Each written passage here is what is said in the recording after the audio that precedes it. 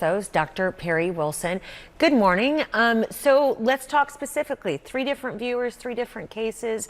What do you have to say for Rachel, who has an autoimmune disorder? And she said that her doctor said her doctor left it up to her whether to take the shot or not. That's a big decision, isn't it? So let's talk about Diana.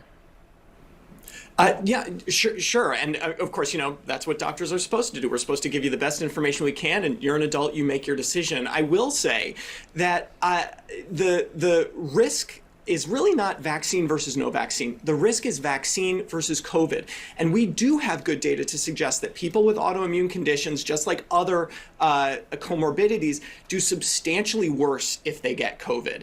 And so there is significant risk here that strongly shifts the benefit in favor of vaccination. I often tell people, listen, the vaccine is a tiny piece of the coronavirus, the spike protein. The coronavirus is the spike protein and about 15 other proteins in a self-replicating envelope that can spread throughout your body and infect all sorts of different tissues. The little piece is going to do less damage.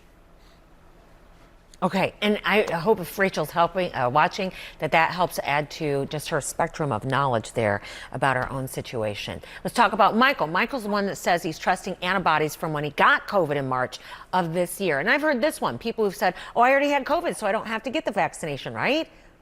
What say you? Yeah, I mean, this is a great question and an area that we're still learning a lot about. The truth is, actually, yeah, if you've been previously infected, your risk of recurrent infection is substantially lower. We don't know how long that will last. A lot of people would say, hey, go for the belt and suspenders approach, right? Get vaccinated anyway. And we actually have some interesting data that suggests that people who are previously infected, once they get vaccinated, their antibody levels are significantly higher than people who had never been infected before. So in fact, the vaccine works really, really well in people who were previously infected. So something to consider if you're in that category. Okay, and now to Erin. Erin was the one that said, I'm not a high-risk group, young and healthy, and she's more concerned about something long-term, down the road, that we don't yet know about the vaccination. What say you? Yeah, and this is one that really hits close to home for me.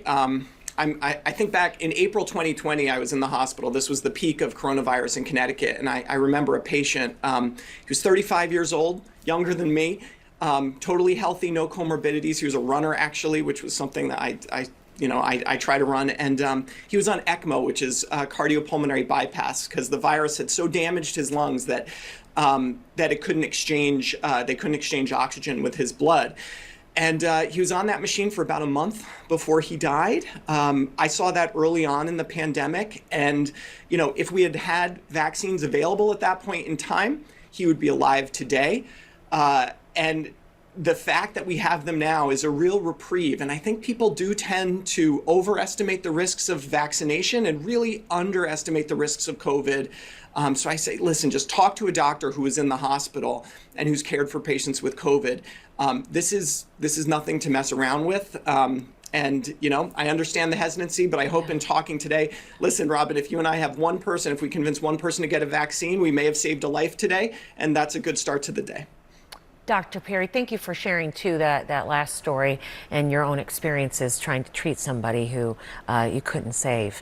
And to Erin, to Michael, and to Diana, right? Yes. Thank you all for everything. We appreciate you all sharing.